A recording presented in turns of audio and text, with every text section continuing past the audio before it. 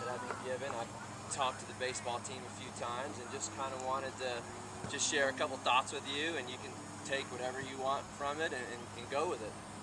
But I think, you know, since we have 4 teams left, what's going to separate those 4 teams? Like, what's going to determine the winner? You know, because probably we got 4 good goalkeepers. We probably got a lot of really good defense. We got some good strikers. You okay? Okay, good.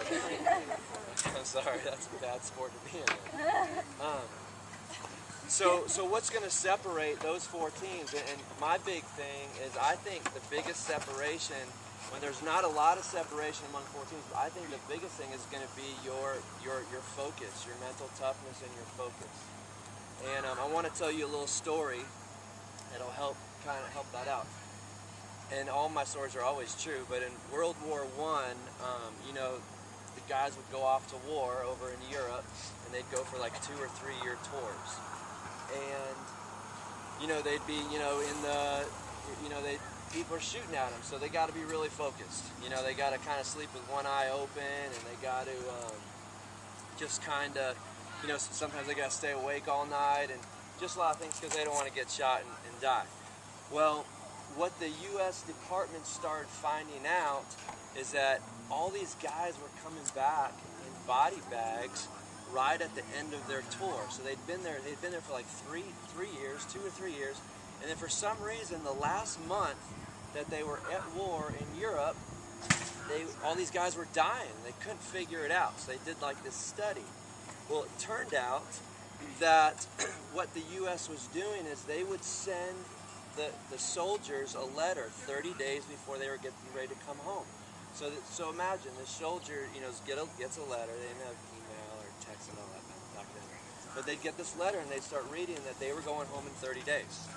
And so think about what they start thinking about. They start thinking about their mom's cooking, sleeping in their own bed, their girlfriend, you know, what movies they were going to see, you know, all this stuff, okay? So they start taking their focus off what they were supposed to do there, and that's to fight a war, and their focus had changed, and they kind of relaxed and sat back and started thinking of all the good things that was going to happen when they got back home.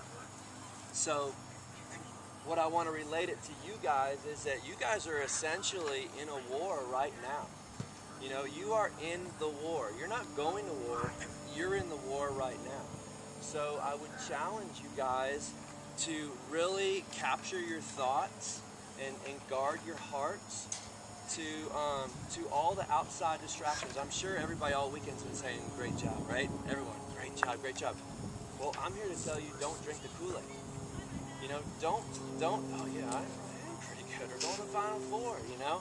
But don't drink that, because, you know, like, how often have these guys been over here?